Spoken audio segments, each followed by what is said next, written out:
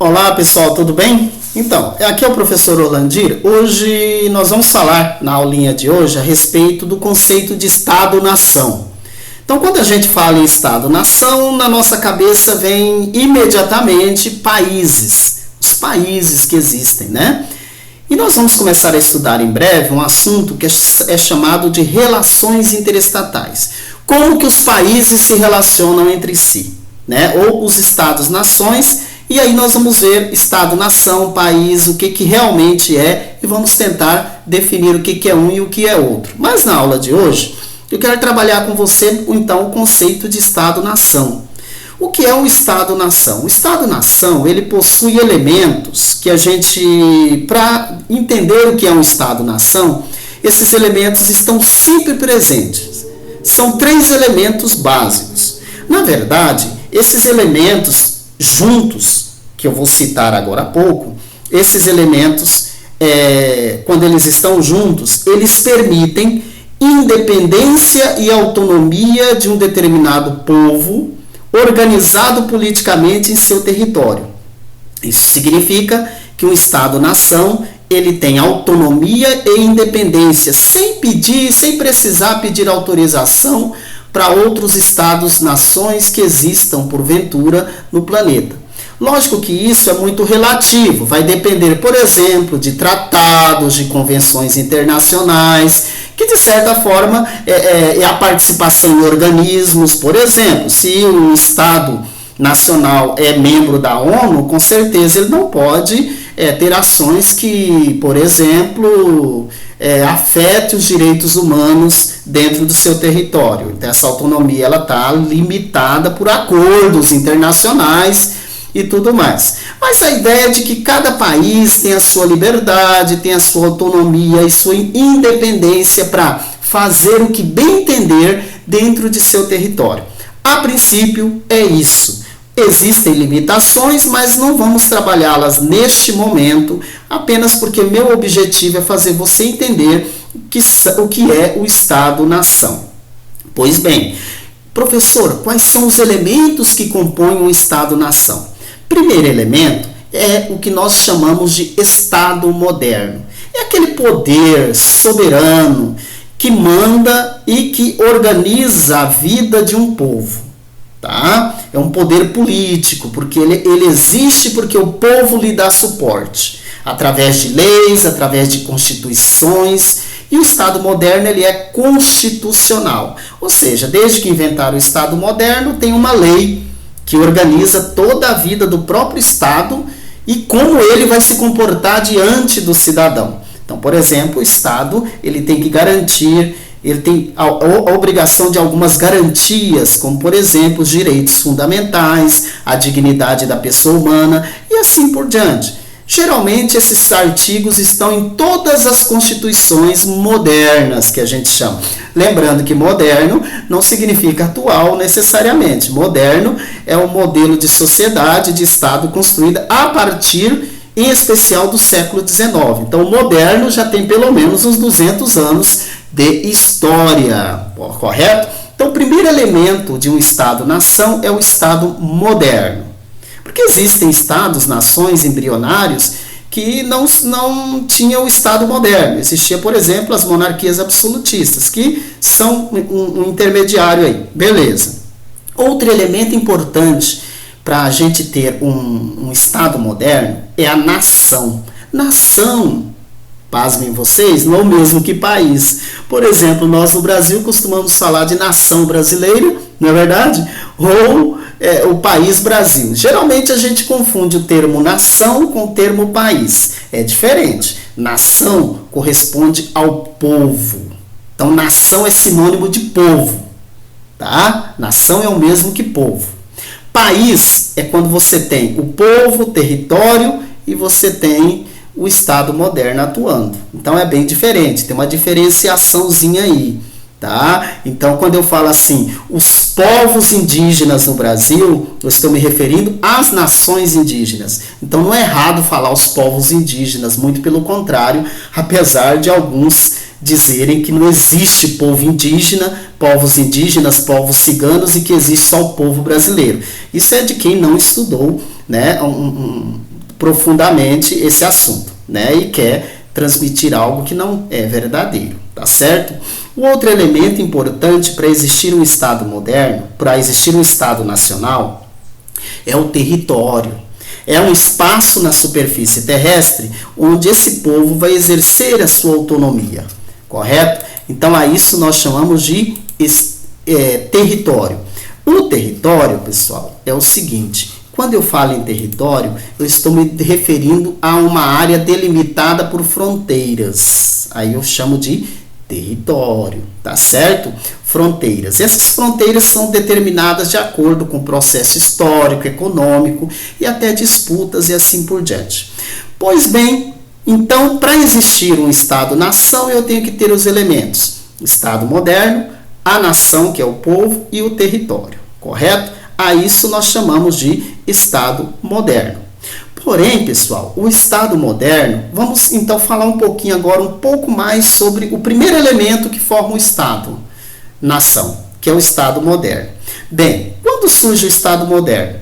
O Estado moderno surge com o fim do feudalismo, que era basicamente pequenas unidades administrativas, pequenos reinos feudais. A partir do momento em que alguns reis conseguiram unificar, seja através de guerras, de conquistas ou de acordos, né, formando um reino só. Então, por exemplo, 3, 4 reinos feudais, 5, 6 formavam um estado maior, com um rei que passava a governar toda essa área, esse território, né? Então, vai surgir unidades políticas maiores, né? E de certa forma essas unidades políticas elas vão ser centralizadoras, tanto administrativamente quanto politicamente, né? E na Europa, então, os primeiros estados que vão surgir, eles vão surgir sob a figura dos reis. Então houve a união entre os reis e a burguesia para destruir os senhores feudais e automaticamente nós vamos ter as monarquias absolutistas. Então as primeiras expressões do Estado moderno, elas foram concentradas o poder em demasia justamente nos reis, nos monarcas absolutistas. Porém, pessoal, quando chega lá pelo século XVIII, nós vamos ter a ascensão da burguesia. A burguesia, principalmente nesse período, se dedicava ao comércio, né? Ainda não era especificamente a indústria, mas a burguesia se dedicava ao comércio. E os reis, de certa forma, juntamente com a Igreja Católica, colocavam empecilhos à burguesia de ter lucros, né? E de trabalhar livremente, principalmente nas questões comerciais. Por exemplo, com a instituição de impostos, a instituição do dízimo, e que onerava e dava prejuízo aos burgueses. Então, nós vamos ter, a partir de um determinado momento, uma verdadeira batalha entre a burguesia e os monarcas absolutistas. E, além da burguesia atacar os monarcas absolutistas, a burguesia também vai estar, de certa forma, atacando a própria Igreja Católica, tá? Quando chega no século XIX, a situação fica mais agressiva ainda, porque aí vai surgir as ideias chamadas de ideias liberais, que nós vamos ficar conhecido esse período de liberalismo clássico, já do século XVIII para o XIX. E o liberalismo clássico dizia o quê? Primeiro, liberdade política e econômica das pessoas, né? Para que essas pessoas fossem livres para realizar os seus desejos e demandas sociais, econômicas e políticas, sem a interferência do governo, do Estado, do monarca e sem interferência da Igreja Católica. Isso significa uma pouca participação do Estado e da própria Igreja nas decisões das pessoas, especial nas decisões econômicas. Esse pensamento foi muito importante, pessoal, porque é ele que vai proporcionar o surgimento da Revolução Industrial, que começa lá na Inglaterra, em primeiro lugar. Então, o liberalismo clássico, na verdade, foi justamente uma evolução do pensamento capitalista burguês, né? Só que a partir de 1789, ou seja, finalzinho do século XVIII, vai ter um movimento na França que vai olhar mais para o lado político do que do lado econômico.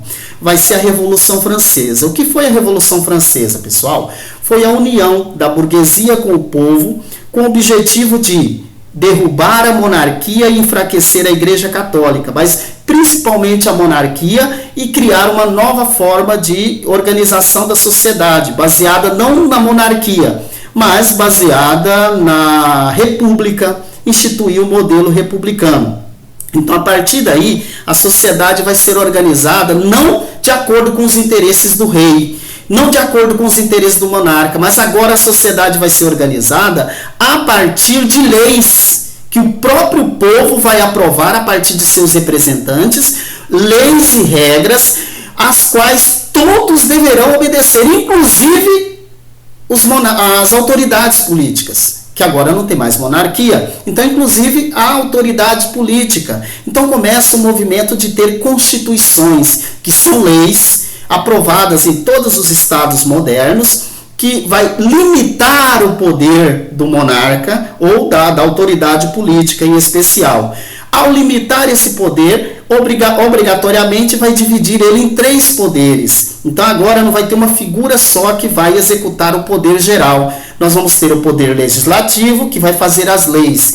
Ele tem que ser independente. Poder executivo, que vai administrar. Ele tem que ser independente. E o poder judiciário, que vai julgar as leis. Tem que ser independente também. Então os 3 poderes, legislativo, executivo e judiciário, passa a ser a regra para evitar o absolutismo que era do antigo modelo de Estado que a gente tinha, né? Então a Revolução Francesa vai criar uma sociedade pautada em leis e regras. E as leis, pessoal, dentro do Estado moderno, as leis têm que ser obedecidas por todos, inclusive pelas autoridades máximas da República. Então as leis têm que ser obedecidas. Essas leis e essas normas, para elas serem obedecidas, tem que se acabar com privilégios. Para acabar com privilégios, surge um elemento chamado de burocracia. O que é a burocracia? A garantia de que a lei vai ser aplicada para todos, independente do seu nascimento, da sua cor de pele, independente das suas características, da sua condição social, política e econômica, você tem que seguir as leis que coloca em pé de igualdade, pelo menos a princípio, todos em uma sociedade, em um Estado. Então, todos são obrigados a cumprir as leis. Outro elemento importante é que o Estado passa a ser laico, sem a interferência da Igreja Católica. Então, essas são as principais características do Estado moderno. Porém, pessoal, para ter um Estado-nação, eu preciso de ter, primeiro elemento que eu falei, qual é? O Estado moderno. Mas qual foi o segundo elemento? Vamos falar sobre ele. O segundo elemento do Estado moderno é a nação. Nação, pessoal, é povo. Quando eu falo em nação, eu estou falando em povo, que forma um determinado, compõe a autoridade de um determinado Estado moderno. Então, povo é o conjunto de pessoas que possuem um passado histórico em comum, tem cultura em comum, preserva os mesmos valores, as religiões, a estrutura social, a cultura principalmente, mas tem um elemento essencial que também é a língua. Então, esses elementos é que constituem um povo. Então, quando eu falo em povo brasileiro, eu estou me referindo a um grupo de seres humanos que habita uma área na superfície terrestre chamado de Brasil, e que nessa área esse povo tem um passado histórico, uma língua em comum, culturas e valores e tradições. Portanto, eu posso ter um Estado-nação com mais de uma nação, né? Por exemplo, o Brasil são em torno de mais de 100 etnias indígenas. No Canadá, no México, quantos grupos indígenas?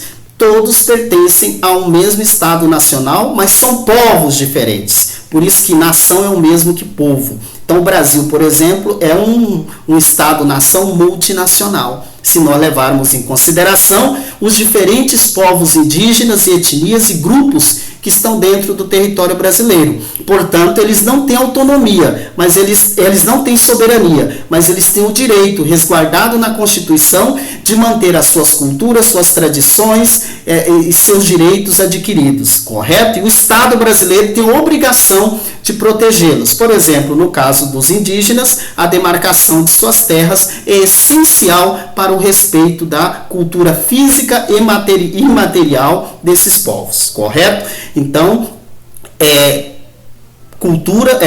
povo é o mesmo que nação. Mas, agora o que faz diferentes povos se unirem para formar um Estado nacional? São dois elementos que a gente chama de pertencimento ou identidade nacional. É a mesma coisa. Pertencimento é o indivíduo se sentir parte de um Estado nacional. Por exemplo, será que os indígenas, com tudo que acontece com eles, será que os indígenas sentem parte do Estado Nacional brasileiro? Será que grandes grupos, os grupos étnicos como os negros no Brasil, em várias partes do mundo, será que mesmo estando nos Estados Unidos, mesmo estando no Brasil, será que eles se sentem parte? Será que tem sentimento de pertencimento? Será que as oportunidades são as mesmas? Será que não existe supremacia de um grupo sobre o outro dentro de um Estado? É para a gente refletir um pouco, né? Então, primeiro elemento é o pertencimento à identidade nacional. Portanto, políticas de inclusão de povos marginalizados é essencial para construir o sentimento de nacionalidade de um povo. Políticas de inclusão na educação, políticas de inclusão na geração de emprego e renda é essencial. Isso não é privilégio que se está dando a um grupo étnico dentro de um território nacional, gente. Muito pelo contrário, é uma política que vai estimular os indivíduos e os grupos étnicos a sentirem orgulho de serem brasileiros, canadenses, mexicanos, né? Então não é privilégio determinadas leis que facilitam acesso a índios, negros e outros grupos, né, étnicos, culturais que existem no Brasil e em várias partes do mundo. Beleza, pessoal? Então, é importante a gente entender. Agora eu quero passar para analisar com vocês o último elemento da Constituição do Estado Nacional. Qual é o terceiro elemento que o professor falou? O terceiro elemento é o território. Quando eu falo em território, pessoal, eu estou me referindo a uma extensão delimitada por fronteiras estabelecidas nas quais os estados acolhem uma ou mais nações. Por exemplo, o território brasileiro é aquele espaço delimitado na América do Sul, onde o Brasil exerce a sua soberania e o povo brasileiro é soberano neste território. Então, o território está relacionado à soberania. E para ter soberania, você tem que ter autoridade. Para ter autoridade, geralmente tem as Forças Armadas. Porém, nós sabemos que tem alguns países do mundo que não têm forças armadas para proteger os seus territórios, como, por exemplo, a cidade do Vaticano, a Costa Rica, e inúmeros outros países pelo mundo não possuem forças armadas. E aí, eles têm vários mecanismos que os defendem, porque eles não têm exército, nem marinha e nem aeronáutica. Então, defender o território de uma nação está relacionado a defender a soberania. É o caso, por exemplo, em países como o Brasil, isso é delegado às Forças Armadas, que não constituem um poder. Veja que as Forças Armadas não faz parte, não é um poder junto com o Legislativo, Executivo e Judiciário. Muito pelo contrário, as Forças Armadas estão a serviço desses três poderes e não poderão ser chamadas em hipótese alguma para resolver problemas relativos à pauta política do território brasileiro. Beleza, pessoal? Então, na aula de hoje aprendemos o que é um Estado-nação, falei sobre os elementos que formam o Estado Nacional, que são eles. Primeiro elemento, o Estado moderno. Segundo elemento, a nação ou povo. E terceiro elemento, o território. Um abraço e até a próxima.